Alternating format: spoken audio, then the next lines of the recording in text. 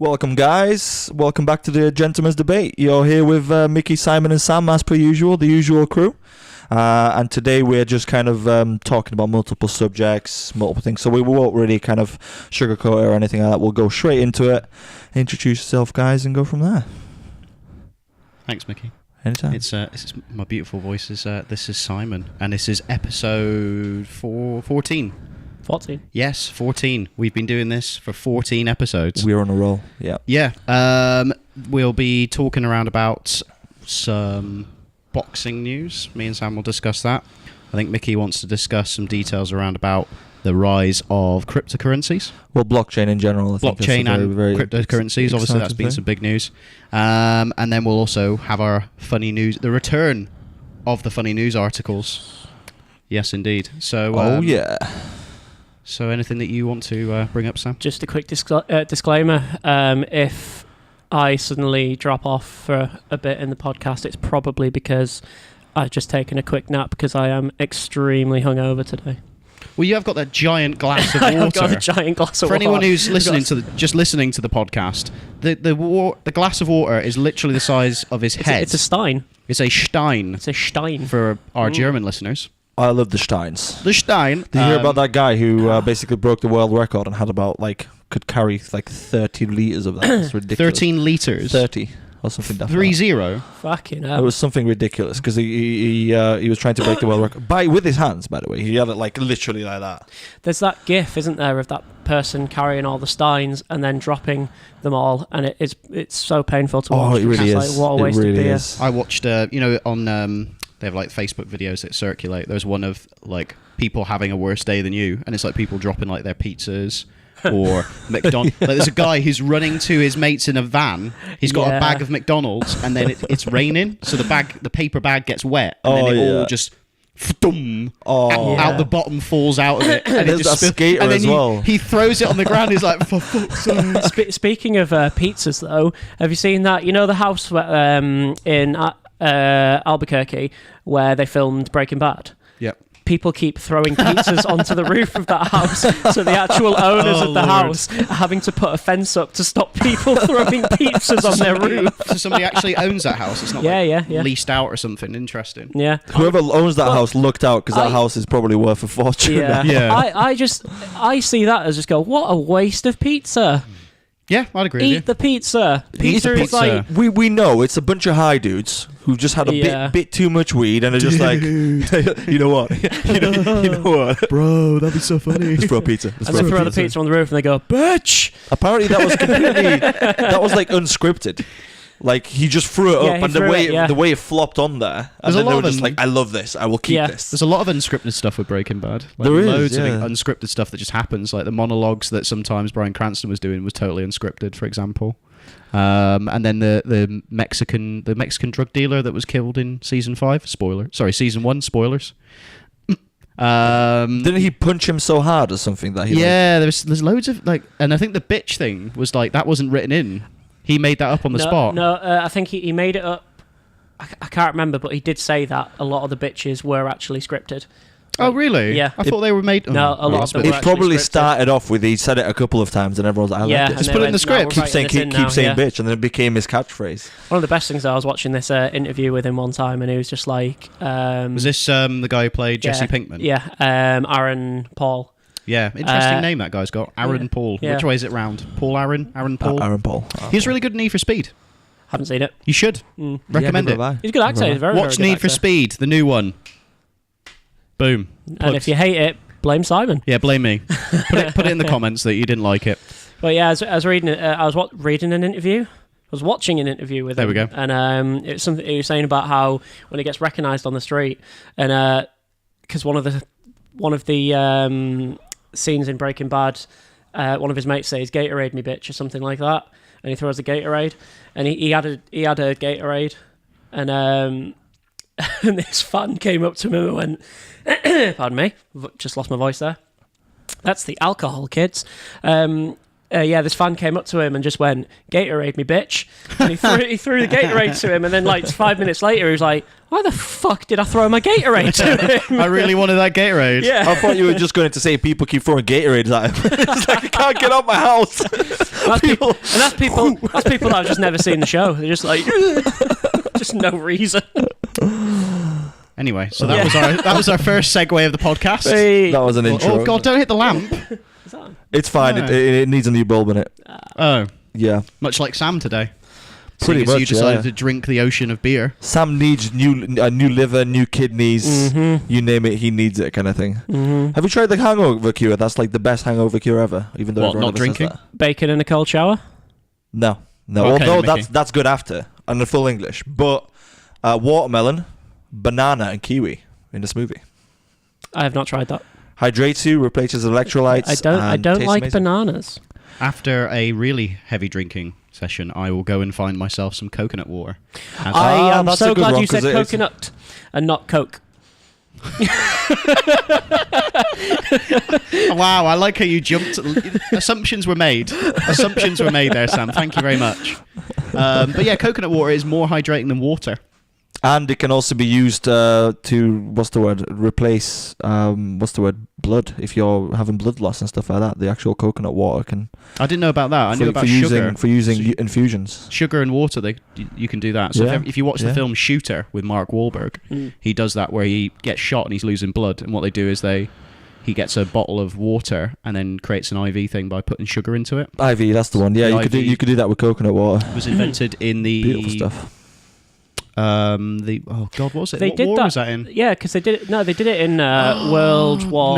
No, it's earlier than that. It goes all the way back to the war did between it? Britain and Russia, the Crimea War. I did. So it happened in the Crimea War. I did read about in World War One. They used seawater. As a blood transfusion Yeah. aid. Interesting. That would seriously Disinfect Give you- everything. give you Yeah. enough sodium to last you for the rest of your life. Yeah. But I didn't know about seawater. I think it was like it might not. Happy sterilised There were seawater. certain. It might have been like lakes and things like that, but there were certain waters that they could use. Interesting. I think it was World War One. if a lot of shit it was the went on. water from the Dead Sea, that's how you would die. You would die. There's a reason why it's called the Dead Sea. Indeed. So yeah, should we talk about cryptocurrencies and blockchain first, Mickey? Yeah. Because Mickey, you've been doing a lot of research. Explain to me what Bitcoin is, please. Because Bitcoin I hear is- a lot about it, Yeah, so- and I'm just none the wiser as to There's a what lot of actually people it that are is. like that. To be honest, everyone's like, "Oh, it's become £5,000 of Bitcoin," and everyone's like, "Jesus Christ!" It So was that's, worth. should we give people the context? So people who don't know. People are like, Jesus Christ, what is it? So just for everyone a bit of context, what happened recently this week in the news is reported that Bitcoin had had a massive spike in value, where it went over $5,000 Yeah. per single Bitcoin currency unit. For people who don't even understand what a Bitcoin is, in comparison to the normal pound or dollar, Bitcoin is a completely decentralized currency. So in essence, it's not reliant on a country's borders or a government or an institution to dictate the rates of its currency and rates of inflation, rates of interest, etc. It's completely decentralized and it regulates itself inside of its own community. So in basically, no one owns it. Decentralized ledger. Basically, Yeah, exactly. A decentralized ledger. Like if you imagine the old-fashioned ledger books that bookies used to use back in the day. If you imagine everyone has access to everyone's ledger. So the whenever there's a price- transaction, everyone in the network knows about it. So you if there's 3 of us and 2 of us die, you still know exactly all the transactions. And think about it over an entire network, because there's always the information there. Everyone knows where the Bitcoin's gone, who's bought it from who, and basically you can keep track of who's got it and who hasn't. Now, there's a lot of people that are basically JP Morgan and the big banks have kind of come up against it. Because Of course you would, because it threatens what they already are doing. Because they have an entire existing model that was working and making them plenty of money. Arguably, there was the entire financial crisis that they caused because Back of in their 08, model. yeah. But anyway, they're basically going, well, the issue is that if Bitcoin and other cryptocurrencies really do take off in the future, their already entire taken off system now, is yeah. gone. As an entity, they will go, because there won't really be an entity anymore is the currency will just exist. Yeah, and there's 100,000 vendors right now that will accept the cryptocurrency. And basically, people are like, oh, how can you make something out of nothing? Well, that's basically what normal money is. That's how capitalism works. It's a fiat money-based system, so it's not backed off anything except the country itself that's actually issuing it. And this is the same where everyone in the world currently accepts that Bitcoin is worth £5,000. So value is created when someone believes it's worth that much. The great thing is there's 100,000 vendors across the planet, and you can go anywhere in the world. And the goal is basically you can use the same currency. You don't have to worry about exchanges. You don't have to worry about people pumping the thousands of new currency into the market, which will lower the value of it. So they only release $7 million worth of Bitcoin a day. The only way you can get that is via server power. So you mine and you solve different types of mathematical equations. And as a result, you have a chance of winning. It's like a prize draw, some of that money.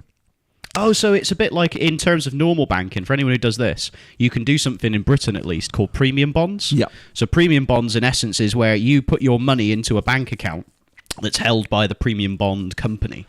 And basically what happens is the company will allocate a certain amount of money additional to what you put in that you can have as winnings, which it takes the place of interest. So normally with a bank, you have interest rates. With a premium bond system, basically, however much money you put in increases your chances of winning. So if you put £1 million in, you have 1 million chances of winning. Exactly, but it's the same with server power. So the amount of servers that are working on the current mathematical problem at hand. So it introduces the scarcity principle. That's why gold is so valuable, because there's only a certain amount of it. It's a finite amount of gold. And there's more and more interest within people to have it. So I see cryptocurrencies, Bitcoin, Ethereum, and Ethereum. then you've got Ethereum. Yeah, potato, patata. They're all kind Potato. of mother, but they're all gaining in popularity now, and they're only going to, I think, only going to go up. The only thing that's going to stop it is banks and government institutions stopping it, which is what China's recently done. Which is they banned it, didn't they? They've banned all Bitcoin exchanges across the entire country, and that saw it dive by about $500 a pop. Even though it used to be most of the Bitcoin mining was done by China because they've invested heavily, like the Chinese government itself. Their defense system, their entire defense structure, unlike the Americans stipulate their primary stuff is, I think it's air, land, sea, and then everything else is out the window. Yeah. Whilst the Chinese go cyber. So cyber is their top priority of warfare. Then it's space. So then their next one is space warfare. Then it goes sea, air, land. Like that's really smart. That's their priorities. That's really smart because they can't compete with America Not at all. On water. America have got 11 aircraft carriers and the largest fleet in the world. They've got 10,000 F-35s alone. They've got the largest air force in the world. So they thought, right, how can we attack this in another angle? Let's put satellites up in space that can basically shoot lasers down and take out an entire town. Let's use let's use cybersecurity to hack multiple. You can compromise power plants. You can compromise pipelines. You know, they made a pipeline blow up in Turkey about 3 months ago. Did they do that in Turkey? Shit. A pipeline outside of $4 billion worth of money. They basically hacked into the main pipes. Just turn the pressure up, and then just put the pressure on full blast. And then switch all the valves off so they can't shut down. So then it's just eventually the pipes will build with so much pressure that when they will burst, some spark will happen. And why did they do that? Just so because if I can go, just because they could. Well, if you imagine, like the West relies on Russia for gas, but other Western powers rely on Turkey as well for like oil and gas because it's an alternative to Russia. Because what you want basically is if you are a government, you don't want a natural resource to be in the hands of someone else, commodity that you need to another government has control of. So the problem we have is that Russia controls a shit ton of gas to Western Europe. Turn off the taps, and they could just go, "Oh, you're trying to put public sanctions against us. Turn off all the taps. Turn off all of the gas." So we'd have to import it via ships, and stuff, and that would cost a fortune instead of pipelines, which are a lot more. Pains me to say it, efficient in terms of the amount of. So this is the same idea when it comes to currency, with people moving away from using like an actual physical thing like gold for example, or diamonds, or anything that's seen to be valuable nowadays. People are moving away towards these ideas of mining, and I think it's an interesting way of doing it, because if you're saying, oh, you have to use your server power to solve mathematical equations, they're solving mathematical equations that need to be solved for us to be able to do a lot of different stuff. So this could be like items that we're going to need to be able to do in the future, to be able to do like space travel, to be able to... that can be put in... Like you could put... Like, I know that you could used to be able to sign up with the PlayStation. Used to say that you could sign up and let your PlayStation's computing power be used for mathematical equations at CERN, you know, where they were doing the Large Hadron Collider. Yep. So they were saying that if you signed up and said that I wanted people to use it, you could basically they'd use it like a botnet to be able to have, because the bigger the botnet, the bigger the net is, the more computer power there is. The more computer power is, the quicker you can solve mathematical equations, like extremely long ones that computers are specially designed for. Here's another interesting thing: was a lot of shadier websites now, what they do is they get you to go onto a website, and whilst you're on the website, they will take your computer's computing power to mine for bitcoins. Yeah, so what they'll do is they'll install a malware onto the computer, and then to access something, it will basically say, do you want to download? It will be like a pop-up, and we're preconditioned, which is like the worst thing to have. If something comes up, you just press yes, okay, go. You know, if they've done it with iPhone recently, where they mimic, you know, when it says sign into the iCloud, looks pretty much identical. And then usually you just say accept, agree to our terms, and then you keep going doing your thing. Now, what you've unwillingly done is you've downloaded the malware. You times that by 1 million different devices. Those devices then can be used like they did in Russia, where they were pretending to use ad impressions, and they would make $3 million a day from it.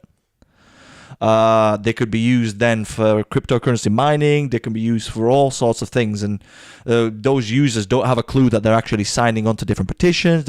You know, you can make it so you can have 1 million people on a botnet, if it's good enough to go past the algorithms, to sign a bill through Congress.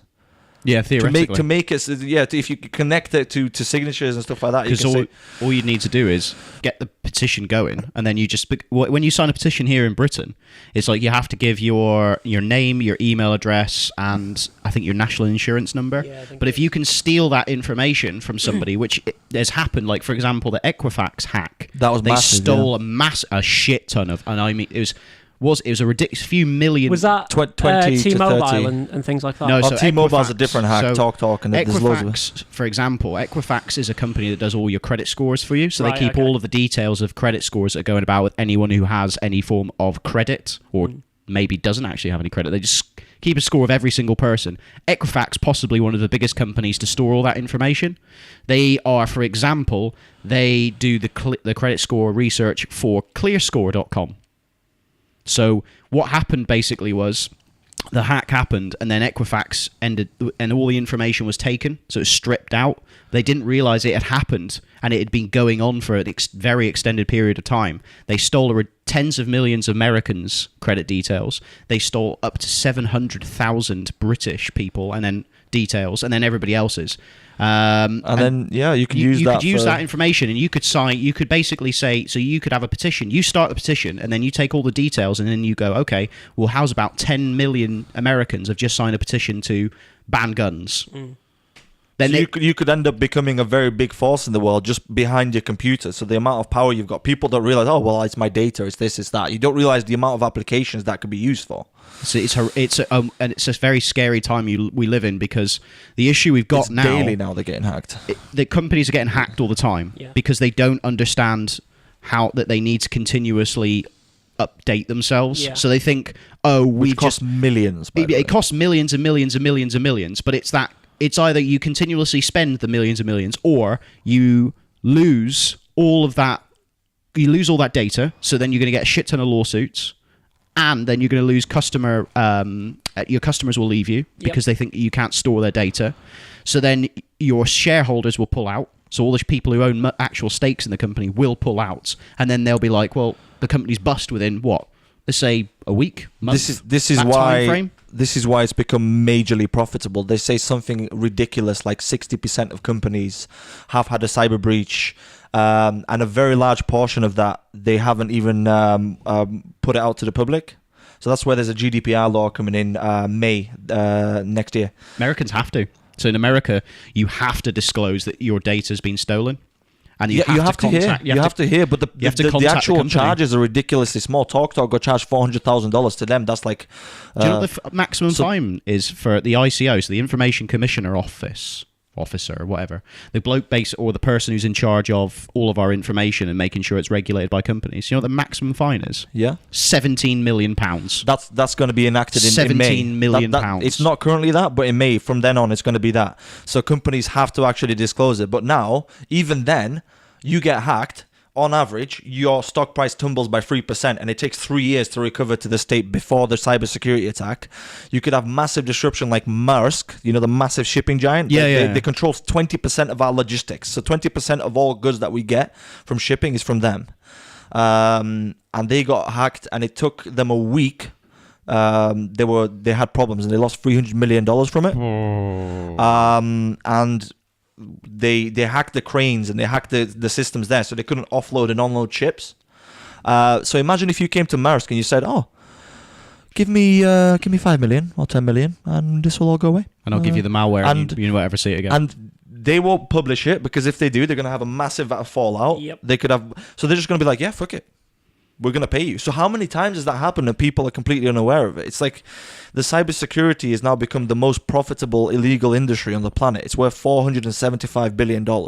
That's kind of the rough estimates. The drug industry, which used to be the most profitable, makes the drug industry pale in it makes it's just overshadowed massively now, because the drug industry used to be, well, it kind of, there's a lot of debate whether it was state sponsored by certain countries like maybe America, whether the drug industry was sponsored by them to create a sort of social pandemic inside of the American people. To segment, that's a conspiracy to split. we could really go into. Yeah, we could go into that, but let's not do it now. Basically introduce it within disadvantaged neighborhoods, and then try to split the population, and then create the segregation as well of race. That was a big thing as well, to racially segregate people. That was a big part that some people hypothesized about. But there's another hypothesis that was all bullshit anyway, and it was like the files that were released by somebody who wanted to make it look like that to then get into power, because it was all to do with Nixon, Reagan. Reagan, and then they wanted to get in power after Reagan. So there's like a. This is the thing that in general cybersecurity opens people up to. This is why governments are really fearing it, and governments are spending billions on it. Is because what if people find out something they're not meant to? WikiLeaks is a massive one. And then what happens is, if you've got an absolute pro hacker that's got all these tools at their disposal, it's very hard to... If they want to get in, they will most likely, 9 times out of 10, get into your system, find out something that you didn't want the population to know. And then it's kind of, in a way, pushing towards a more open society where there's no secrets, because you can't keep them. Because you're getting to that level of... in Russia, they've got help centers. So you're there hacking a company, and they're like, "Hello, have you tried malware, DDoS attacks, scripting attacks?" And they're like, "Oh, well, I'm trying this. Money back guarantee." A money back guarantee there's money back guarantees for like software to buy, malware, ransomware. I like that guarantee. I like how they institute a legal system inside of an illegal action. Well, it's become that profitable, and that actual criminals are competing with each other, and it's created an money back ecosystem. Guarantee. You'll get a money back guarantee if your hacking software does not hack this. Is it 0 day? No. Does someone know about it? We give you your money back and create it. It's ridiculous. It's insane. But it's amazing how now we're having potentially an entire economy that's going to be completely digital based. Yeah, this is what I see: more open, decentralized, less power getting focused on just one person, or like one group of people. Yeah, exactly. It's going to be, people will have the power to buy their own goods, have a currency that they control, one that will keep increasing in value, instead of one that you keep making your money and then it goes the opposite, starts losing value. Untraceable. It'll fluctuate a lot less as well. Unhackable. It is to actually hack the ledger. You fuck the whole, because the problem you have is if you hack the distributed ledger. So if I try to take control of yours, everyone can access your ledger, so they'd see that one of your records or some parts of your records has been altered by an external source. So they wouldn't accept it. It wouldn't work. So they just instantly go, well, all of the Sam's bitcoins that he has mined have been either stolen and then they've been replaced with or they've been impregnated with malware. So then we can all see that, but it's not going to affect us. So we would just go, oh, well, we're gonna quarantine all of your stuff, and then it will eventually be destroyed. It's not even that. The actual cryptocurrency with that Sam holds, everyone knows what the cryptocurrency is. So that cryptocurrency there, it cannot be duplicated or anything like that, because it's massive strings of code, and you can't inject that into the system. Oh, this is it's interesting. It's just the fact that we're now going to have a completely potentially, depending on what happens with the major banks, could be a completely digital way of interacting, where in the future you may not even need to have like a card or cash. You can just thumb scan, because they know, okay, the person who has this thumb is the person who owns, let's say an arbitrary figure of 10 bitcoins, which is the value of 50 grand. 50 grand. So we know he can buy that item. You thumb scan and that's it, and you're in and out straight away. And then, was it 5 or 6 years ago, someone bought a pizza for 10,000 Bitcoin. 10,000 Bitcoins? Fuck me. They were worth like 40 cents or 30 cents a Bitcoin. There's a cafe in London that takes Bitcoins. They must be raking it in now. They must be rubbing their hands together with all the people who pay like £3 a coffee. Yeah. So they're paying the equivalent of back then of £3 of Bitcoins. Whatever amount, which would have been like is 100, 200 Bitcoin, which is now worth $1 million. Yeah, quid. they've been doing it for like let's say they've been doing it 2 years. So all of their coins that were £3 back then, admittedly, the UK government has. It was about $1,000 2 years ago. So if you have the inflation of the pound is worth 2% less each year. Yep. Roughly. The interest rate should counter it, but our interest rates are fucking terrible now. So it doesn't counter it. So it's always decreasing in value, our pound coin, unfortunately. So your savings are decreasing in value. Yeah. So the Bitcoin, however, has continuously risen. So what they've done is they converted your currency from pound to Bitcoin. So it goes as a bit. Now they store it as a Bitcoin, and then that will just go in value of pounds. So it's a very interesting way of doing it. More and more people, the more people buy it, the more it will be valuable. This is why banks and governments don't buy it. It's going to crash. No, the only way it will crash is if people sell it. But more and more people keep buying it, and it's going to just become this mammoth that's going to be like 100 grand a Bitcoin. The best bit it's either that or all governments in the world are just like. Imagine if if the British government, now that they're going Brexit and all that shit, if they just went, you know what, fuck it, let's just full blown all of like MI5, MI6's flipping computing powers, which is or GCHQ's massive computer servers. We just turn them all to mine bitcoins, and they mine millions and millions of bitcoins. Not gonna happen. I know it's not gonna happen, but imagine if they did. And it's the maximum you can get if you got every bitcoin in that is released on a daily basis is 7 million, which is to the MOD, which have a budget of 45 billion. That's a good point. Wouldn't. Unless what they could do, GCHQ could basically hack about 10 million computers, use their processing power. They could do that, and that's what governments do. That's what North Korea is doing. Who releases the bitcoins? That's what I want to know. They're released from the ledger. It's from the community itself. Oh, so is it only released? It's not just some dude just like, I'm going to give you 7 million. Is it released due to usage? He sat there in a cave. Yeah, he has no allegiance to I'm going to give this government. person a Bitcoin. It's generated, so the ledger knows that there's $7 million extra dollars worth of Bitcoin generated, and they get then distributed to the different people that have won it. If more people use it, will that go up from 7 million to like 8 million? Yeah, because the value of the cryptocurrency will go up in. So it will. So the amount of Bitcoin is the same.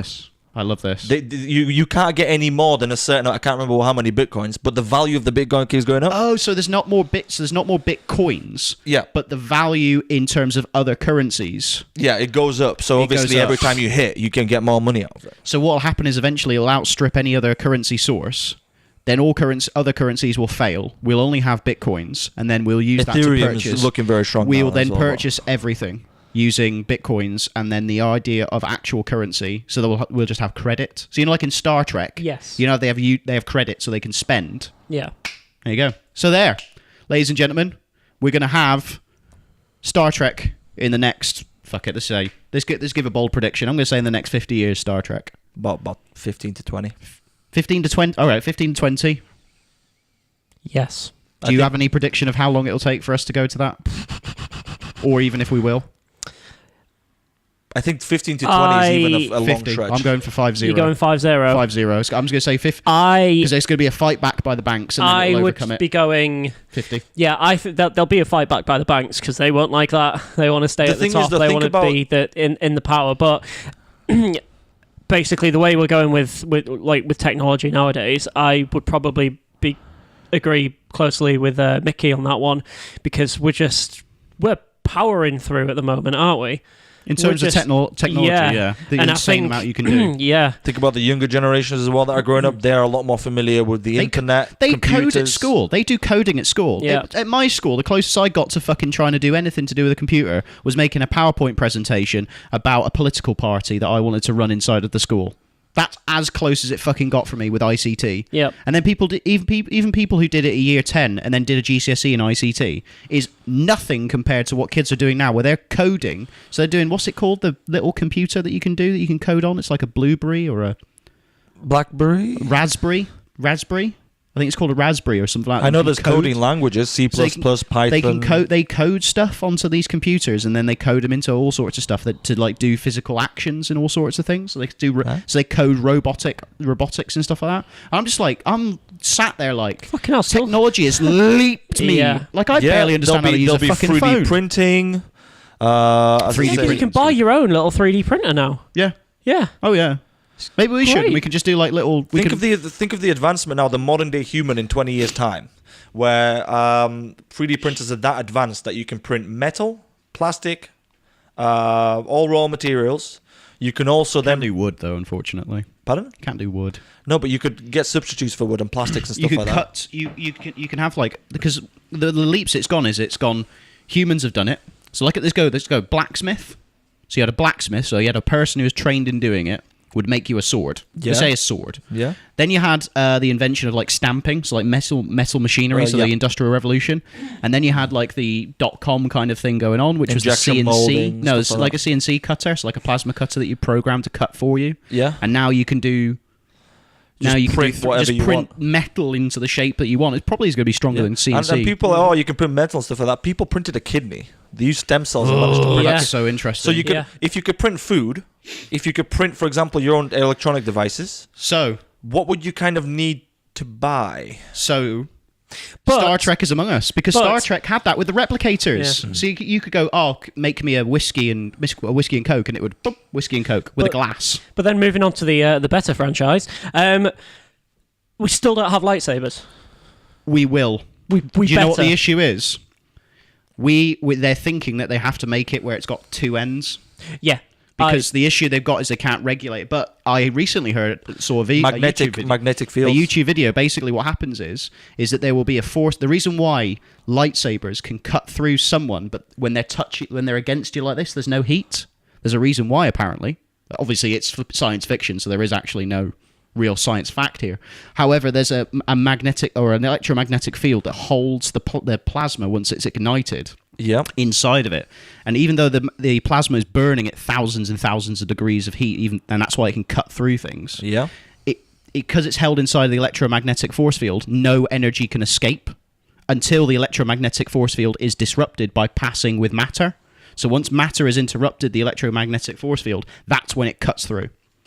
When I heard that, because I saw this YouTube video just explaining why, like Rey, in the newest one, she had the sword right up against, the lightsaber right up against her face, and it wasn't burning her. But then when they stick it into, like in the because there's no heat getting emitted, because the heat's getting put back into it, which makes it even more powerful. So when Qui-Gon Jinn cuts the door, Qui-Gon Jinn, sorry. When he cuts the door in the first film, and then he just sticks it through, and clean through, and then cuts all the way around. It's because it's basically a plasma cutter that is always on, that you can carry with you. Yeah. So the thing that we're kind of missing from that is electromagnetic force fields. Well, it's that, and also having a power source, that's that powerful too. And that powerful. Either a battery, I think that would be able to hold a vast amount of energy, or we would master wireless energy transfer.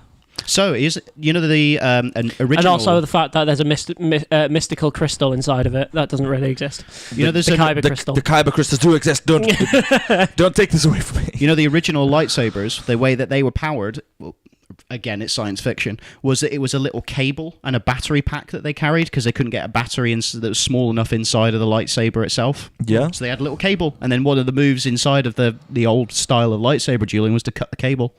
There's ridiculous amounts of innovation now in batteries. To be fair, I read a big article the other day. It escapes me, but there's solid state batteries. There's fuel cells they're working on. It's such a big industry. So much money you can make off it that people are just trying to figure out the best way to store energy in regards to that. There was a company, actually, a steel company. This is an entirely different story, but it's gone 160% up in value ever since they decided to go into lithium. So they went from steel to lithium. Yeah, well, they had the capability to mine, to process the raw materials and stuff like that. Imagine if they were just throwing the lithium away. They're like, oh, fuck, who needs lithium? I love me some iron. Let's turn that into some steel. And then they went, fuck, there's too much steel now. Okay, all that lithium, let's get it, put it in batteries. Boom! Well, how many times have people done that before? Diesel used to be a byproduct of petrol, so they used to throw it away. And they're like, wait a minute, we can actually power stuff with this. Do you know the weird thing is now, right, is we're now looking at alcohol as an alternative to petrol, diesel, etc. But Brazil's powered by ethanol, like 80% of it. Like during turn of the century, they were going to do that, but then a guy who owned loads of petrol refineries in America, he managed to pass a legislative law that in America you cannot sell alcohol, so alcohol is like ethanol, methanol, etc., unless it has a petroleum-based substance mixed with it.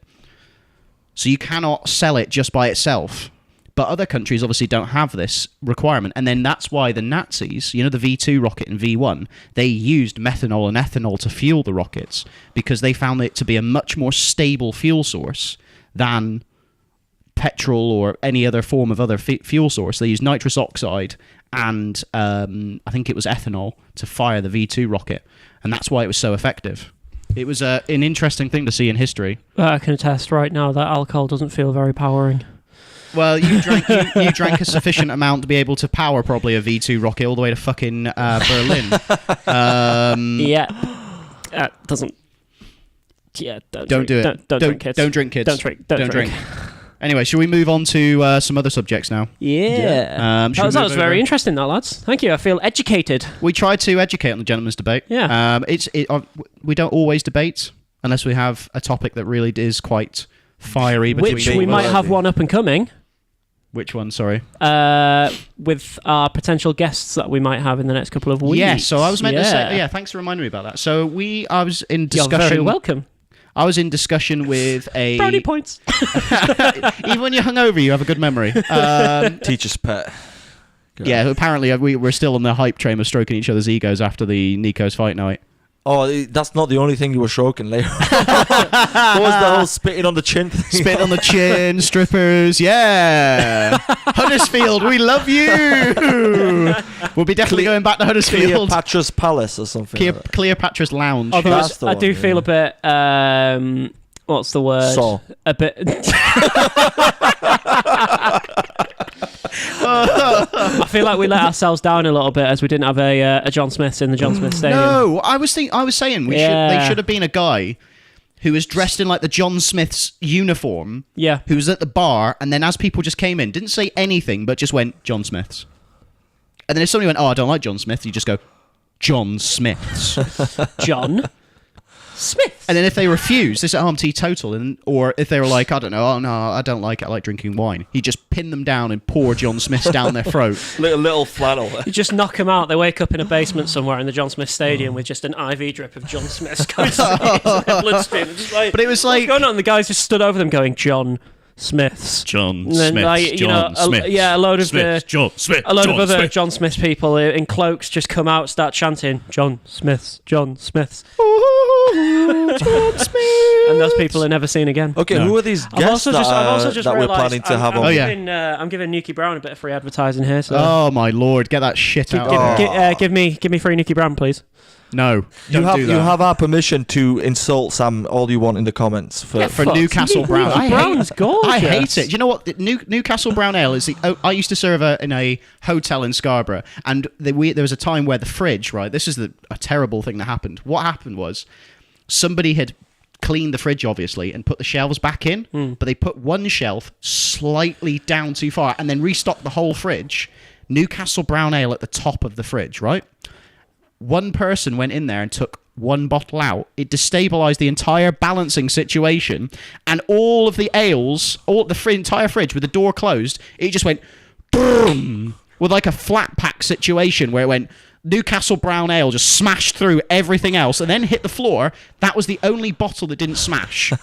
It smashed all of the WKD, the bless you, mate. Thank you. The WKD gone. The Smirnoff Ices gone.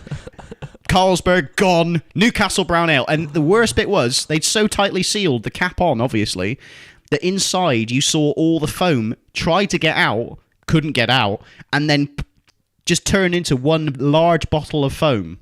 So it just sat there on the floor. We're all looking at it. Eventually somebody opened it and all the piss came out. And we all in glass and flipping everything, and somebody had to clean that up. Thankfully, not me. And you just saw the Newcastle Brown Ale just sat there. We all looking at it like, what the fuck is Newcastle Brown Ale made out of? And then the best bit was The River Tyne. the best Newcastle. The best bit was some of the because we were serving a wedding, so there was loads of people at the bar. This happened obviously. It's a pandemonium. We're the only bar serving the wedding. So we were like, we can't keep serving people. We have to get this sorted. But then people were like, well, we're going to have to throw away all this stuff and the Newcastle Brown Ale. But then this one woman went, I'll have them. And she took 6 bottles of this. And then the best bit was, whilst I was walking around serving people, she cracked one open and it went from, and it just went, boom! And all the foam over all of the fucking, like, you know how on the tables for weddings, they got a lovely all the linen on top, ruined. She cracked one and it just exploded. I swear it must have hit the fucking roof. I swear, because it just went...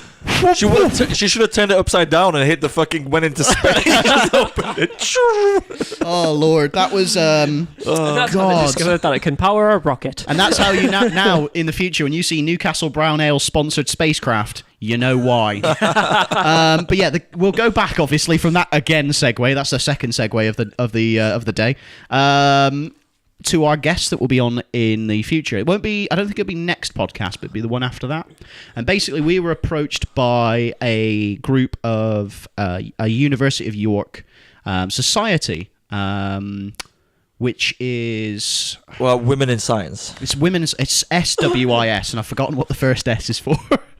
So I think so I know it's women. I know it is Women in Science. So basically, what this is it's a group society within the University of York made up of like undergrads, postgrads, etc., who are trying to help with the fact that they feel, and some other people feel, obviously, that women inside of the scientific community are not represented well enough either at between the different levels. Yeah. So that some of their points are obviously that when there was a recent study around about it where there was more women who completed their degrees, for example, and completed a PhD, but then when it went to being like within the chosen profession, lead researcher or professor, like an entire like the top of the chain. Then it went up here and then just went down, straight back down. So then they say that that they want to try and help women get into the higher echelon roles and make sure that they're get more the conversations going, more fairly represented. But then we have to address certain parts of our society to be able to make women feel more confident in being able to go for those roles, as there's an entire thing around about it. So I had a lovely discussion with them at Spring Espresso on Fossgate. Plug for Spring Espresso. Very nice coffee. They do fantastic pancakes. I would recommend their pancakes. I had a fantastic conversation with them. I discussed everything kind of as a prelude to see what it'd be like talking with them on podcast. I think it will be a great discussion. I think it might be a bit of a debate. I think it will be more of a debate rather than the sort of insular sometimes that we have here, where we basically just agree with each other. Which is good to kind of have good. that. And I want that. And I definitely want that. I don't want a scenario where we just have an echo chamber of us all patting on each other's backs and be like, oh, Sam, you're so pretty. Oh thanks, Miki, mate. you're a darling. Get different opinions in here. Start exactly. talking about the things podcast is a learning vehicle for you as well as for us. Yeah. So that'll be I'm really looking forward to it. We'll kind of let you guys know around about when that will be coming up. We'll plug it obviously on our social media, etc. And obviously we'll be getting them to plug it on their social media. But yeah, that'll be an interesting one to look forward to. It's quite an interesting contrast as well, because it's a SWIS, was it? SWIS. I'm Yeah. pretty sure it's SWIS. Something women in science. It could be scientific women in society, or it could be social. I've forgotten what the first S is for. It's We will really find that irritating me, out. but I think I'm getting the main message across. Just be interested to see how that goes down with women in science coming on a podcast called The Gentleman's Debate. Well, there was that discussion, Yeah. and Did that actually come up? came up, and I Yeah. basically said, well, the reason why it's called that is it's because it's three Three men gentlemen. who all identify as men. Yeah. So I was a bit like, it's not like I'm being sexist here. I mean, you How did identify that as a actually man, come up? I I'm do, quite you do. interested to know how that came up. So it came through one of our friends. No, it's in that conversation that you had with them. How did that? Oh, it was basically, they were like, oh, what's the name of your podcast? And I went, Oh, right. oh, it's this. And they were like, oh, why'd you call it that? And I went, because of that. Oh, right. Okay. Cool. So it was, but there was no kind of what's the word I'm Hostility. looking for? Yeah, hostility. Thank you. There's nothing like that at all. I think it's going to be an interesting one, and it's going to be a debate. It's not going to be an argument. Like, that's a main thing. I'm always going to be like, I don't like arguing. Yeah, we need a regulator in there. Yeah, because there's not going to be It's not. Yeah. there's not going to be arguments on this podcast. There's going to be debates, because some people are going to, like, we all have different points of views. We're not all the same person. We don't have one mind like the Borg. Star Trek reference again. It's all about the hive mind. I went for sheep. So come and give up your freedom. Assimilate. But yeah, it's going to be that we're going to, and it's going to be a good way of learning, because I think there's going to be some points that we've never heard of before that they're going to teach us, And possibly vice versa. and possibly vice versa. This is why it's good to Get out of bring your comfort different people zone. in Yeah. and stuff like that. I'm Exactly. definitely excited for that. So we'll let's move on. Yeah. Let's move Yeah. on to boxing and MMA news. The most prominent stuff is probably the boxing news. Yeah. Me and Sam have obviously had a discussion around about it. First one I'm going to talk about is David Hayes Promotions. David Hayes Promotion. Yes, I did see a little. So little David bit about Hay this. announces 3-year free-to-air TV deal with Dave to showcase exciting new Haymaker Ringstar stable. So in essence, David Hay, is his name the Haymaker? Yeah, David. His nickname was his ring name was the Haymaker. He's got his own promotion now, much like Floyd Mayweather. So he bought out his contract, or his contract was ceased, and then he's basically started his own promotion. He's got a lot of social media hype. He's got a lot of boxing hype because he's a very polarizing character. I mean, he did the He does the some of the work for Bama, for example. He's also he's appeared a lot on TV shows. He's got a good deal going with Dave. Dave, the Freeview channel that's here in Britain. So this is basically a free to view, event, and he's basically having it a bit like the Contender Series for the UFC. So Dana White has the Dana White Contender Series, where basically they build up stars on a smaller scale. So like young people who are wanting to get into MMA. It's kind of like an accelerator for starters, but instead of that, it's for young boxing. Exactly that. That's a good way of thinking of it. So it's a great way of kind of getting the talent and keeping them together and inside the organization, Learning off each other. build them up and get them up to a certain level, so then when you want to bring them into the main organization, you know who the best of the best is. They've got a load of hype behind them already. They bring in all that hype, and then they make it more money for you, basically. It's a great way it's a brilliant idea doing it. So David Hayes That doing hopefully should make some more stars and some more names. yeah, well, the UFC are crying out for it, but boxing as well, I think, is crying out for some more young blood. I mean, young blood has come through, but we're having to look at who's the next stars, who's the next Anthony Joshua, who's the next Chris Eubank Jr., etc., etc. So we're looking at he's done. It's headlined by former Team GB star and Olympic silver medalist, Joe Joyce, and there's also going to be my personal favourite, MMA star Michael Venom Page. Now, Michael Venom Page is currently fighting for Bellator, and he is possibly one of the most creative strikers inside of mixed martial arts. Yeah. He's famous for knocking out a guy with a tornado kick. A tornado kick is possibly one of the most flamboyant kicks you can do. When you do like a 90 degree, no, 180 degree. So he goes, without actually standing up and doing a tornado kick, and I'm going to have to explain this for people in the audio as well, is that you go from the stance, whichever side you are in, where you're southpaw or whether you're orthodox. So I'll do it from an orthodox stance. But basically what you do is you will move forwards and bring this knee up. So you bring your lead knee up like you're going to kick with this knee, but you're not going to. This helps put you into the air. And whilst you do this, you turn a full 360. You turn, and then you will bring that leg down, and then this leg will come up for the kicking motion. And it's a kick. It's a roundhouse kick, so you have to bring the whole hip over. Yeah. So instead of it being like a crescent kick, which is basically like swinging your leg like you're just swinging it without turning your hip over, like that. Yeah. It's a roundhouse kick, so the whole hip has to be turned over. So it connects with the actual instep of your foot, so the actual bit that you would kick a football with, for example. And when he did that, he just hit him, but the guy took it quite well, then collapsed. So he stumbled and then collapsed, and he's just stood there in a great photo position.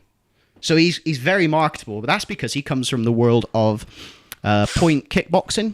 So in Britain, it's exceptionally popular, this kickboxing kind of point style, where it's all about getting in and getting out and hitting the opponent as fast as you can and not getting hit. So he's exceptionally flamboyant in that. That's where the flamboyance comes from. His striking is... new styles, I think they're going to bring new people on board and stuff like 100%. that. This is why Dana White got so excited by Uriah Hall. Shame that kind of didn't fully... Yeah. But, that's why John Jones is such a big... Because Not anymore. The way he fights is something that no one's ever seen before. No one likes to see the old style. They want to see something new. They want to see something different. Conor McGregor kind of came in there with the whole, I'm going to basically insult you until you start crying. And basically everyone else is... And that loudmouth brashness and that cockiness, that's what got him famous. But also the reason why John Jones, Anderson Silva, they just fought like no one else did. Came up against someone and you did not know how they would actually came up against you. Do you know Anderson Silva fought in Britain? He fought for like Cage Rage or something like that. Did he? And he had a knockout with a reverse standing elbow. So reverse standing elbow, basically.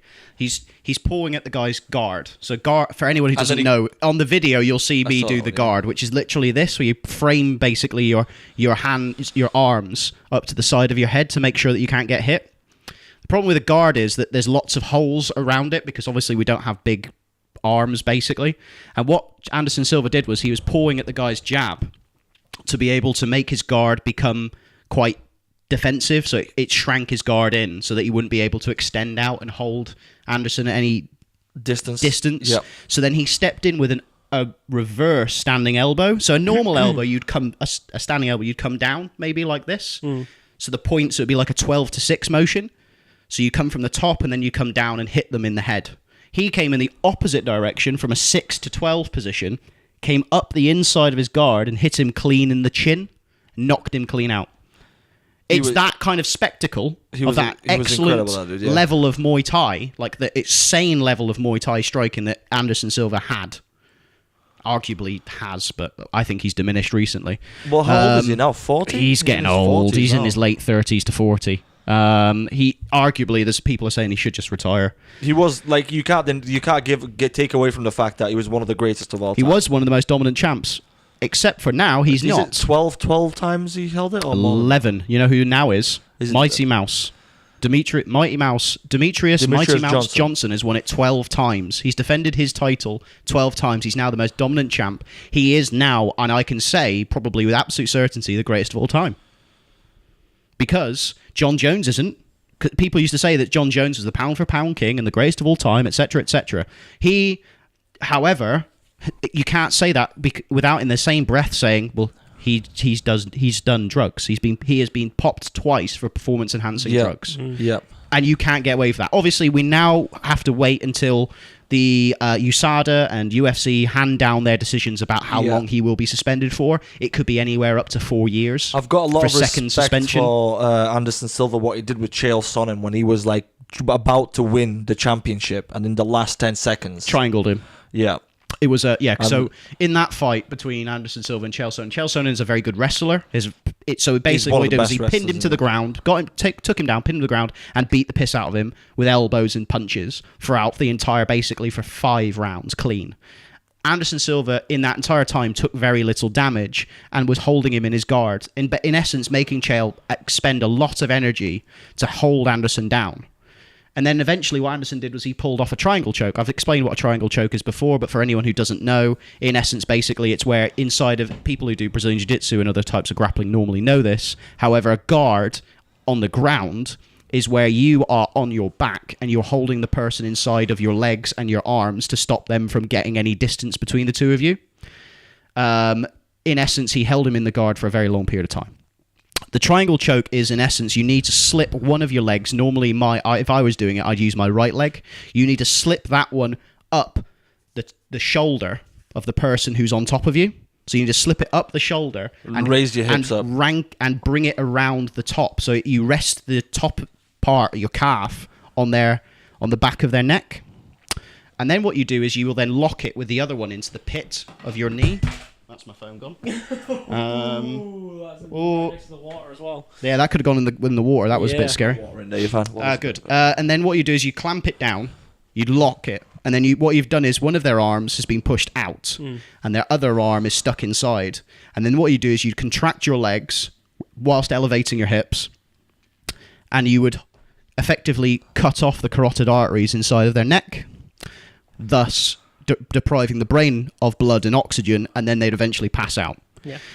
Now, even more impressive is that he managed to pull off a triangle armbar. With the arm that's stuck inside of the triangle, he basically was able to, while Chael tried to do one of the escapes from a triangle choke is to the person who's inside of it with their head facing this way is to then bring your body up and bring your legs over these legs and pry your head out. But it leaves your arm that's inside of the triangle exposed to being armbarred, which is the hyperextension of the elbow joint. Yep. So he basically was triangle choking him and armbarring him at the same time. So that's why it's such an impressive display. And then it's hilarious because they fought again because Chael Sonnen was giving it all the rap. And then Chael Sonnen ran at him. Anderson Silva just dodged him. Turned and just Chael fell, and then he kneed him square in the solar plexus. Ooh. And then basically finished him off with ground and pound. And that was like not even... Was it first, second round? I thought it was second round because I think Chael took him down in the first, and it was everyone was like, "Oh, it's gonna be the same." And then Anderson turned it on, and obviously he let him think that Chael could just take him down whenever he wanted, but obviously he'd been working on his takedown defense religiously. So then he let him take him down in the first and be like, "Yeah, you got that one," and then finished him in the second. Anderson Silva finished loads of people, like a lot of people of very high caliber. Yeah. Middleweights he finished them with a lot of ease. Yeah. Like Vitor Belfort with that front kick. Have you ever seen the front kick knockout where he just kicks Vitor Belfort in the face with a front kick? I think I have. And he just crumples to the ground. Yeah. Vitor Belfort, an absolute legend of MMA, of the middleweight division. Forrest Griffin, he beat him with a jab whilst going backwards. He basically knocked him down. He hit him that many times in the face that Forrest Griffin was like, "Nah, can't do this anymore," tapped out. He basically demolished people. But Demetrius Johnson is now the most dominant UFC champ. Admittedly, I like to say the counter to the argument is, who has he beaten of a high caliber? Joey Benavidez. That's probably about it, because 125 pounds because he's a flyweight. Yeah. Flyweight. Yeah, so again, it's that thing where you look at the record or you look at the caliber of people that you fought, and that's like the same with right now modern day boxers. I think there's less of a kind of pool that you have to wade through. In the heavyweight division, yes, I agree. So the heavyweight division used to be fucking stacked. I mean, you had like for instance, when after the period of Tyson. So Tyson was dominant, but when you think about it, who did he fight of a very good caliber? I think Lennox Lewis Holyfield. Yeah. And then he lost to Evander Holyfield. Didn't he? Did they do a rematch and then he bit his ear off? His ear off, yeah. Was it a rematch and then he bit his ear off? Or was it during that fight? Or was it during the fight that he bit? Or during the first fight? I can't remember. But I know that, yeah, so it's the fact that that you have to look at the people they're competing against. Like George St. Pierre, I regard as one of the greatest champions of all time because he beat the greatest fighters of all time. Yeah. And you look at the list, he beat Matt Hughes, legend, another welterweight legend. Yeah. He beat BJ Penn. Yep. He's beaten Carlos Condit, Johnny Hendricks, John Fitch. He just annihilated an entire division, put himself to the top, and then went, you know what, I'm going to go off for a bit because I don't like the fact you guys aren't drug testing. properly. So he just went off, took 4 years. Now he's coming back to now that the UFC is being very stringently monitored by USADA. If you take any level of drug, even if it's an accident, you get a 6 to 1 year suspension. 6 months to 1 year suspension, because they say you should know what you're taking. You damn well should know what you're taking. And now you've got the middle. Who's the champion? Is Michael Bisping. Michael Bisping, who got beaten by Mayhem Miller. No.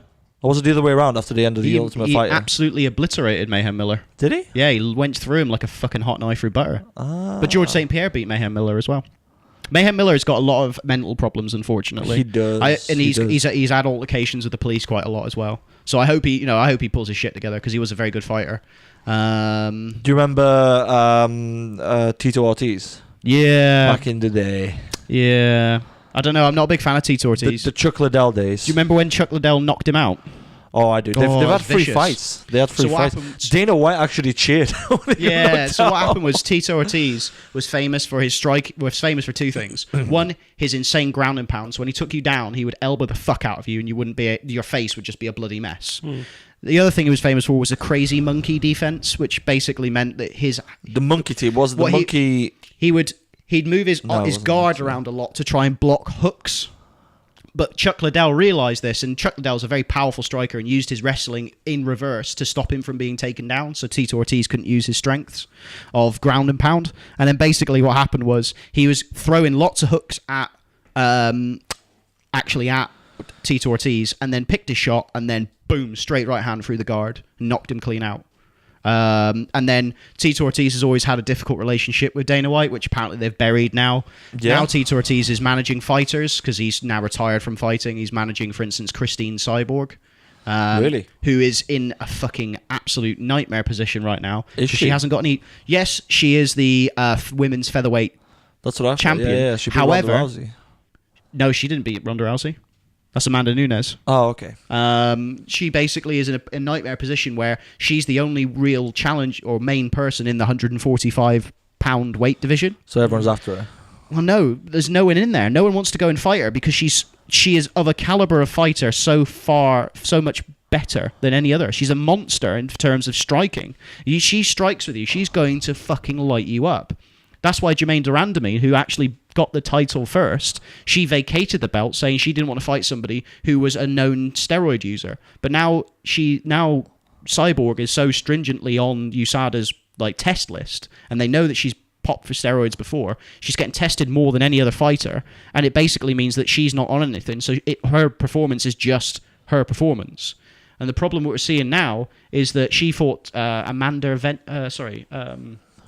can't remember Evinger. I can't remember her first name, unfortunately. Annihilated her very quickly to take the belt. And now they're trying to pitch it so that there'll be the Holly Holm fight.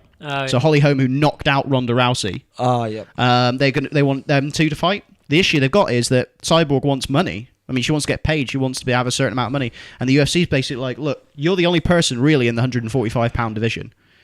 You want to fight Holly Holm, this is how much you want to offer. And she's going, no, I want to get paid this much. And they're like, nah, sorry. So her UFC contract, she's saying she might not renew her UFC contract. The problem is, where does she go?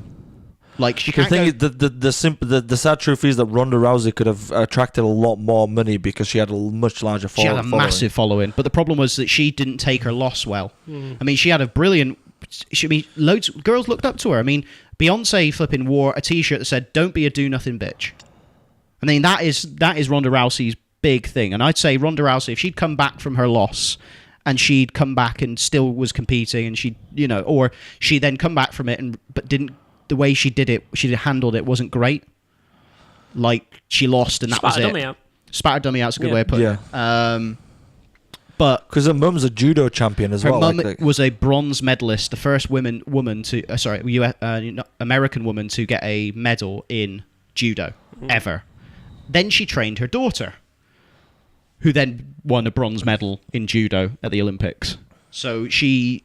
There's that thing with Olympians going into UFC and stuff like that. It's a big... Well, a lot of Olympians are doing it. So recently in MMA news this week, Henry Cejudo, so he competes in the the flyweight division that Demetrius Johnson was in. Arguably, that's probably one of the other people that Demetrius Johnson has beaten of a very high caliber. Henry Cejudo, 125-pound division. He is I think he's a gold medalist in wrestling. Or he was involved in the forest fires that were in California. Was he? He had to jump from his second store balcony. He got burnt. He broke his foot. And he lost the room with all of his memorabilia. Fuck. All of it's gone. He lost his gold medals. Wow. Or his gold medal, yeah. So the poor lad, and you know what he said? I'm still fighting. So he's got a broken foot, he's got burns, he's still fighting Sergio Pettis. So this next event, he's still fighting Sergio Pettis, who is the brother of... Badass. What's his first name? The other Pettis brother. The guy who did the Showtime kick. You ever seen the Showtime kick? Where... basically, the Showtime kick is where the older Pettis brother jumped onto the cage, off the cage, and then head kicked Benson Henderson. I have seen that. Yeah, it's a fantastic kick. Yeah. It's possibly one of the my favorite MMA moments of all time. What's Nick Diaz doing nowadays? Thinking about he's waiting for the Conor McGregor fight, but then Tony Ferguson. No, Nick Diaz. Oh, Nick Diaz. Oh, he doesn't give a fuck about fighting right now. Yeah, he doesn't care. I mean, when you think about it, like. Because it was Nick that was kind of like the more popular build until Nate kind of did the whole thing with... Where he beat Conor. Yeah. That's why. I mean, literally, Conor McGregor made Nate Diaz a star. There's no question about it. And then recently, I think when we had a discussion with Dominic Gibbs from Cage Steel, he said, Conor McGregor makes me money. Yeah. Have you seen what the Diaz brothers do in their spare time? They go to triathlons. Yeah, they compete in triathlons. They've got some of the biggest, the strongest stamina of any fighter. Oh, their outputs. They're famed for their output with their striking. Their output is what they do is they set a pace that is untenable for anyone else to follow, and then make you follow it. That's what they did. That's what they did to Conor. That output of continual, it's not power shots. It's continual. Let's say 70%. 70% power is what they're throwing.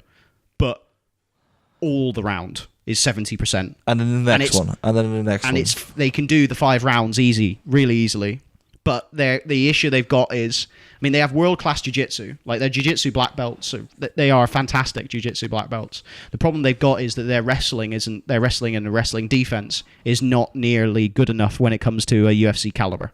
So that's why, when Nick fought George St. Pierre, he just got took down for 5 rounds and got the fuck beat out of it. Yeah, that happened. But because there was a lot of trash talking in that.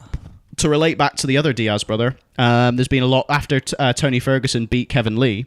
There's a lot of backwards and forwards trying to get it so that it's Tony Ferguson versus Tony Ferguson versus Conor McGregor for the unification of the lightweight belt. As I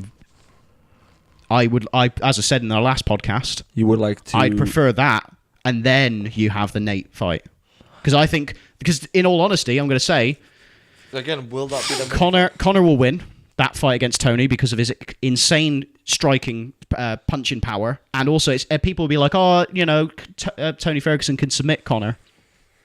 It's not like Conor's got a bad jiu-jitsu. It's not like he doesn't have wrestling pedigree. We haven't really seen it that much. We haven't really seen. The only thing we saw was defensive against Chad Mendes, because Chad Mendes was really the only person who tried to actually take him down.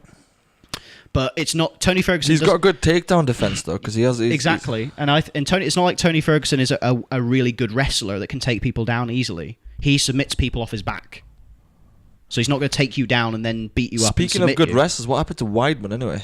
Weidman's probably going to move up to the light heavyweight division. Because he's had some real problems at the middleweight division. There's kind of like a massive gaping hole in the light heavyweight division. There's yeah, I agree. Because when you think about it, who's there? You've got Daniel Cormier, Alexander Gustafsson. Who got beaten by John Jones. You've got Alexander Gustafsson, and you've got Ozdemir. Who actually, that was a really good fight between him and John Jones. They've announced that Ozdemir and Daniel Cormier will fight for the title. Because they've given the title back to Cormier because John Jones was popped for for using performance enhancing drugs, and Ozdemir, who is a Swiss MMA fighter, is going to be fighting for the championship, not Alexander Gustafsson. I'm mad by that because I absolutely love Alexander the Mauler Gustafsson because of his insane striking and also his insane grappling as well. He's got a jaw and a half. He has got a granite. He's a guy who took a punch or a headbutt from Rumble and kept fairly cognizant, but he was finished by Rumble, but he kept fairly cognizant. He wasn't completely stone cold knocked out. How about the heavyweight division? What's the word? The Country Nelson. Right, he's gone to Bellator. Has he gone to Bellator? Yeah, he's gone to Bellator now. He's going to be I really fighting enjoyed seeing him fight, to be fair, because you just see someone with a big pop stomach and stuff like that. The way he just like put people away by knocking them out. He was a clean, ridiculous. like he was a very good knockout artist. But the problem we got is that the heavyweight division was meant to basically with John winning. If he hadn't popped for steroids, the idea was he was going to fight Stipe Miocic for the heavyweight title. That would have been an entire disruptive nature to the entire heavyweight division. The problem you got really is the heavyweight division isn't very stacked. It's got Miocic, you've got Alistair Overeem, who's been knocked out loads of times. And he's been done for steroids multiple times. He's been done for as steroids, well. but he's not anymore. You've had Junior Dos Santos, but he's been suspended for using Can't believe performance-enhancing drugs. Overeem beat. How many of them have been fucking using Everyone in the steroids? heavyweight division, pretty much. How many of them have been using steroids is a very good question. That's why George St. Pierre stepped away from the UFC, because he went, I'm not fighting people who are using steroids. Now he knows that people in his division aren't using steroids. He's in there. And then Michael Bisping said, like, I was fighting people who were on steroids. You look at Vitor Belfort, he was the fucking... You looked at him and you're like, yeah, he's on steroids. We know he's on steroids. And no one said anything to him. It's like the Pride days. Pride used to have a form that said, or a contract that would say, we will not test you for steroids. It legitimately said it in the contract. They just let you use it because their idea was they wanted the best displays of fighting. But the problem was that steroids do have a negative effect upon you. It's not like they're just a massive positive. They do a lot of damage to your endocrine system. It regulates your testosterone, which can have massive implications when it comes to your sexual health, when it comes to your level of aggression. There's loads of problems that it can have against you. Exactly. Psychologically as well. Bless you, man. Massively. So yeah, the world... Because I remember there was Bless you again. Can't remember what the name, what the guy's name was, or what name him anyway. But it was a few years ago in York. There was a guy who was well known for pumping steroids. I think he beat up his wife massively. Oh shit! And was found by the police just dismantling a car. Oh, on the street, as in smashing it up. Smashing it up, and yeah, he absolutely dismantled it. And Anything it took where quite a few officers to restrain him. Yeah. Well, of course it will. I mean, when you think about it, you're on an exogenous drug that increases your testosterone, which is the main hormone for men and women that increases athletic performance. anything where you fuck with your chemicals in your brain and your limbic system and stuff like that, you start fucking with your endocrine system. You start fucking with that thing, you can go into a real bad problem. That's where it can shut down. You don't produce any more testosterone. You only produce estrogen because your body has been trying to put yourself back into equilibrium. Yep. So you produce massive amounts of estrogen, which will fuck up your entire system. And that's when you see people like saggy, like man tits, and all sort, and like their penis will become smaller. Loads of stuff. Bob from Fight Club. Yes. Bob has bitch tits. Yes. I was a juicer. Yeah, that's legitimately a thing. Yep. Yeah, that's a good example in pop culture. Yeah. But other boxing news was around about what I saw earlier. I sent you was about Deontay Wilder, turned down a fight with Dillian White. Yep. So apparently Eddie Hearn and Dillian White's have been trying to get the fight going to try and get it, basically try and see if they can get a fight going. But Deontay Wilder's been turning it down apparently. He wants to fight with Joshua. I think, he does want that fight with Anthony Joshua, and I can understand why. But apparently he's turned down what? We've offered Wilder $3 million and the US TV money. That's a lot of money. It's probably $4 million, and he's making $1.5 million. So he's going to get $4 million and then $1.5 million on top of that for his show money. I understand why he's done it, because obviously he wants to fight the bigger fighter of Anthony Joshua. Yeah. Anthony Joshua, who is what champion is he? The IWBA and something else, and then WEC. Didn't he take that off? So it's the WBA and WBO champion when he beat. I'll be Klitschko. totally honest. The boxing titles completely confused me. Yeah, I can understand why. Yeah. But yeah, he's is basically. Is he IBF as well? I don't know. But Dillian White. Sorry, I'll recount that.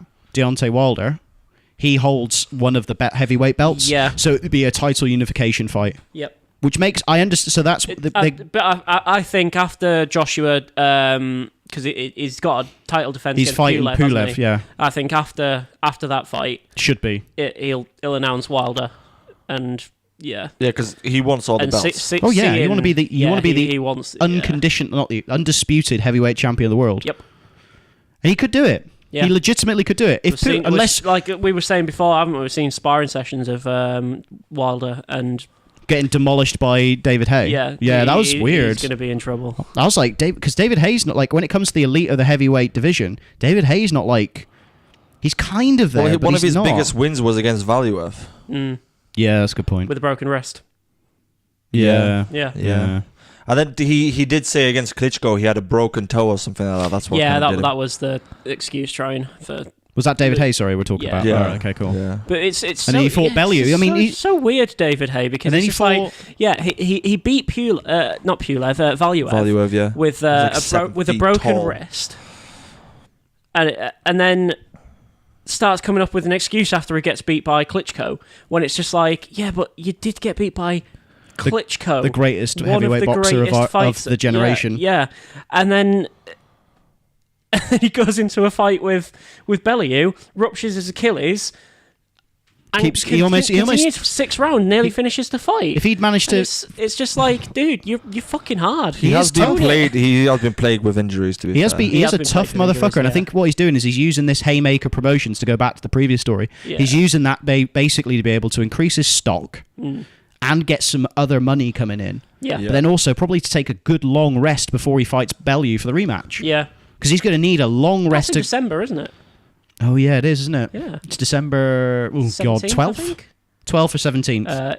17th. That's a Saturday. Yeah, so he's going to be doing... I feel... I think it's a good move by him to keep his stuff going with Dave, because he appears on BAMA. He's the main guy for BAMA. He's doing this. His fights previously have been free on BAMA.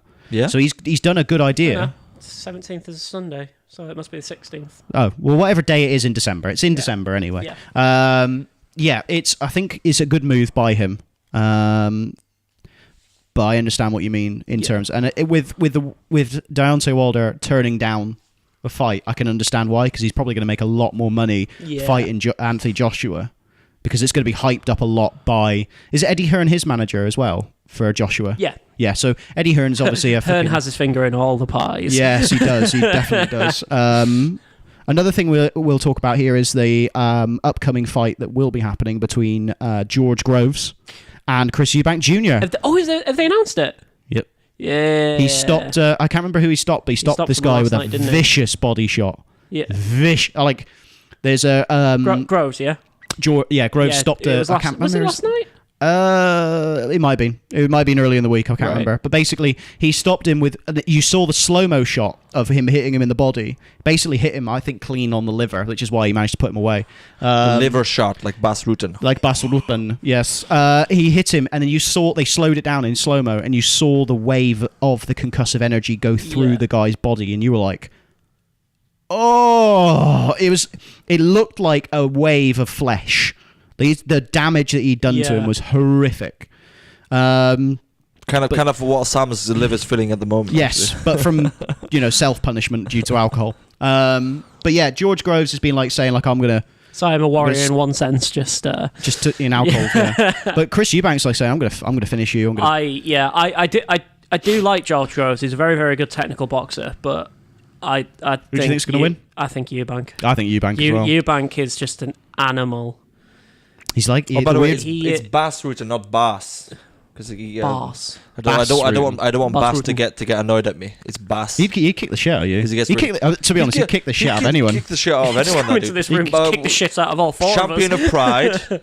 UFC heavyweight. St. Pancras. So Pancras, he won Pancras. Yeah. Heavyweight champion. I said four because Josh is behind the cameras again. His story is ridiculous. I'm not that bad at maths. He grew up with massive eczema and stuff like that. He was covered from head to toe in bandages. I wasn't that bad. He went to go see Bruce Lee. Was it Return of the Dragon? Enter the Dragon. And then he started karate after that. And then he basically he was a model.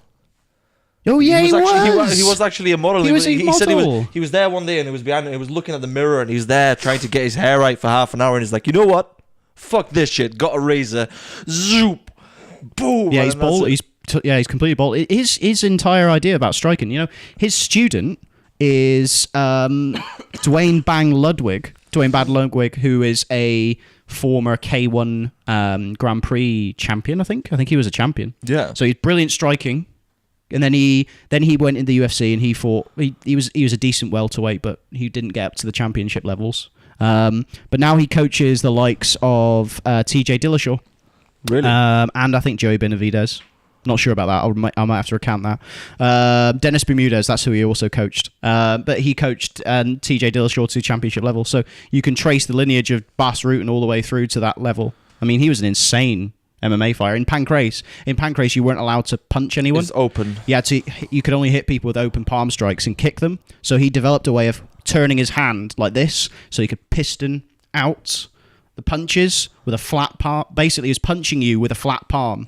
And he would basically just piston this hand straight into people's faces and go for the liver shot. And he loved calling the liver shot because he used to go for the kicks to the liver. So he used to do that massive just jumping about and like doing basically a split in midair. Yeah, well. that was his celebration, and that's like his thing. That's like his that's his what logo. got him in trouble and got him in a Swiss prison as well. Oh yeah, when he was in his that knees nightclub. are fucked. His knees are fucked now. His knees, his arm. He had like something. He has a pinched nerve in his neck, which then turned his arm went into atrophy. And basically, he had to get stem cell shots into the neck, which has then relieved it. But now he's having to grow it back, and you know he calls his arm the baby arm, because it's smaller than his other arm. He's just an interesting character. He's a funny. He's created a breathing system. You know the air masks that you see people train with, ridiculous things. Yeah. He created something called a VO2 trainer. And basically what it is, instead of the mask which inhibits you breathing in and out, all it does is it inhibits you breathing in. So it means that you can't take in as much air.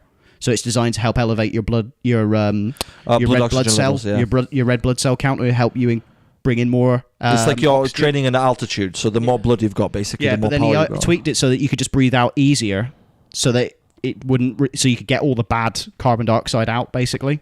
But he developed that basically with a specialist who was in to do with like VO2 max, for example, which is the amount of oxygen that you have inside of your blood.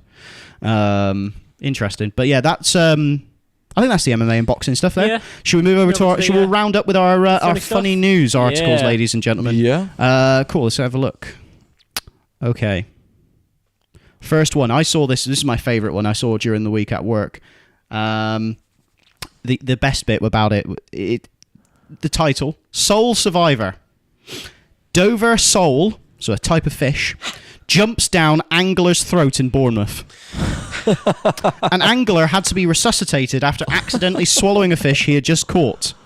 The man was kissing the Dover sole in celebration of his catch when the 6-inch, or 14-centimetre, fish wriggled out of his hand and jumped into his mouth, a friend said. The 28-year-old stopped breathing and suffered a cardiac arrest at the scene on Boscombe Pier on Bournemouth. Paramedics managed to remove the fish with forceps in an ambulance. The ambulance worker, Matt Harrison, said, "It was clear that we needed to get the fish out of the station." Oh, God. Just chew before you eat your food, Hang on. I was acutely aware that I only had one attempt at getting this right, as if I lost grip or a piece broke off and it slid further out of sight, then there was nothing more that we could have done to retrieve the obstruction. So did the fish survive? I doubt that. I doubt that very much. But basically, when I saw this at work, the best bit was they were showing it on BBC News 24, their news channel, and they were doing Soul Survivor, and underneath each one, the guy obviously who writes the titles was just going mental. It's like paramedics resuscitate and manage to reel in. It was horrendous, the jokes they were making. They were making so many fucking ones. Like, seems like they were making a joke about like that guy who was doing those titles was just that he's waited his entire career. His entire life was just designed for that one thing. It was fantastic. I loved it. Next one. Man wearing shark suit cautioned under Austria's anti-burqa law ban. What? Yes, you've heard that right. Yep. Good so he was grief. cautioned underneath that For wearing a shark suit? for wearing a shark suit. A man wearing a shark outfit for a promotion has been given a caution after allegedly breaking Austria's new laws that ban burqas. The worker had donned a furry suit with a shark's head for a hat to advertise the opening of a branch of computer store McShark in Vienna. The Anti-Mask Act, prohibiting full face coverings, including headwear worn by Sun Muslims, came into force on the 1st of October. The law states faces must be visible from hairline to the chin in public places. Off-piece ski masks, surgical masks outside of hospitals, and party masks are also included. But the law, which is popularly known as the burqa ban, is mostly seen as aimed at the conservative Islamic clothing. Those who break That, the and law... also people in protest as well. They introduced a law because people kept hiding their face Yeah. in protests, and it was to keep people, because they've got so many cameras at them, you can see if someone's done damage and stuff like that. So Yeah. that there's also that. But Those who break the law can be fined €150, and police are allowed to use force to make people show their faces. Poor old shark man. The man was arrested. The man arrested was apparently dancing outside the store at the time police arrived, according to Huait newspaper. He is understood to have refused several requests to take off his shark's head. Huait said he told police he was only doing his job. The managing director of the advertising agency responsible for the campaign, Eugene Prasquil, told the newspaper he was not aware the new law applied to mascots. It would be a pity if there were no mascots left. Wow. That's insane. That's a stupid thing. just imagine if that was in America and there's like Yeah. an NFL game, just a bunch of police just come and rugby tackle. They just come on and take all the helmets off. Right, guys, you can't wear helmets. Not allowed to. Next one. I do get these from a variety of sources, by the way. Not just one website, for example. Here's the next one. Man requests extra spicy dish from restaurant. Chef takes his request a little too seriously. Oh, no. No. Spicy food lover Logan Doan spotted the instructions on the receipt. Even if something says it's spicy on the menu, spicy is as spicy does. You can never be too sure if a dish will leave your taste buds disappointed with its lackluster spice level or do serious internal damage with a fiery burst of flavour. So when one man and lover of spicy food decided to get a bite to eat from a Southeast Asian restaurant, he wanted to make sure it would pack a punch. Logan Doan from Jacksonville, Florida, was getting a takeaway from Hawker's Asian Street Fair to eat back at his desk at work. The meal he chose stated it was covered in chili flakes, but nevertheless, Logan wanted to make sure it was spicy enough. When Logan went to pay for his meal, he spotted the receipt attached, along with some very specific instructions from the server to the kitchen. It was that he added spicy 13 times, and the chef wrote, "Make him regret being born." I've had that before eating spicy food. And the worst is that you're actually hungry, so you're like, just I like love spicy food. I love spicy Absolutely food, but love it. I asked my pizza takeaway place to be like, make it really spicy. Like This is the best bit. Logan said, "As a white guy, I always ask for Thai hot." Now, if you go to a strip club, you don't want to be asking for Thai hot. Anyway, but I maybe feel you like the do. server doesn't take this seriously, and they have the kitchen toned down the heat in fear that it will be too hot, and I'll send it back. He added, "Some folks in my office thought I was crazy for eating it." He actually ate it? Fuck. But I didn't really get a rush from it. I definitely didn't regret being born. I think this guy has either got an iron stomach or no taste buds in his mouth. He's just had so much spicy food, Wow. his taste buds are dead. Yeah. Next yeah. one. A scientist has launched a Tunnux tea cake into space. So for people who are not from Britain, a Tunnux tea cake is a wonderful Scottish kind of biscuit cake thing, which is basically, it's a biscuit, marshmallow on top, covered in chocolate, and then it's got the silver and red foil, and it's in a yellow package. Very Yeah. famous. Tunnux Very tea tasty. cakes. Very nice. I could eat about 1,000 of them. But basically, the Glasgow Science Centre team launched Terry the Tea Cake from Houston in Scotland at lunchtime on Friday. The iconic treat was attached to a weather balloon and was airborne for 2 hours and 4 minutes. It took 1 hour and 29 minutes to reach a peak altitude of 37,007 meters. That's nearly 4 times higher than the altitude passenger planes fly at. Oh, burst the balloon after that. Then the balloon would obviously burst after that. The tea cake eventually landed in a tree in Galloway Forest Park and was said to be pretty intact after the adventure. Maybe a bit icy. Yeah, well, they said it was obviously pretty intact, but then they all ate Imagine, it. right? You're on a sun lounger. I know it's Scotland. You probably won't be. And you're there, you're there like that, and a flipping tea cake. Just with the piss story. Man dies today attacked by tea cake from space. What a way to go. It could like how you said, though, if you're on a sun lounger in Scotland, well, you wouldn't be. Quickest retract. They're just up there like... Oh, no, there's rain. Oh, wait, no, there's always rain. It's fine. Here we go. The experiment what the fuck is that in the sky? It's the sun. Tea cake. No, it's a tea cake. I like it. This is the most racist I've been. It's stereotypical. It's stereotypical. It's like the gingers. You can't... It's like the gingers. The experiment was watched live by 33,000 people on Facebook. They did it basically to try and get more people into STEM courses: science, technology, engineering, and mathematics. Which is very important, by the way, and more people should. Yeah, really more get people into should definitely get into it to build stuff and calculate how to do stuff. And the GSC said it will release another video next week when it will give another one of Scotland's beloved treats the science treatment. Which sounds so dodgy. Iron Brew. They're just what they're going to do is get a can of Iron Brew and just hurl Iron it. Brew power a missile rocket. Right, here's great. here's the one that I think will cause a little bit of a debate between us and also make us laugh quite hard. Mum, hang on, fucking adverts. Mum unable to bring her toddler on bus in his pram because someone had a cat in a buggy. Yeah. Why? Yeah. What? So you know how people have What? Why? Why was the cat in the buggy? I don't know. Poor cat. You can just imagine it there with a little flipping bib on and stuff like that. Like, I fucking hate my life. I hate you, bitch. Yeah. So apparently, the bus service was going into Leeds when she noticed a woman arguing with the driver. Well, it's not actually loading any of the... Oh, this is really irritating. It's not loading the news no. story. Sorry, I want to get the thing up. Oh, this is... fucking... It's not actually giving me the news story, but basically what happened was this woman apparently had loaded her cat into a little buggy. So you see where they got them with, like...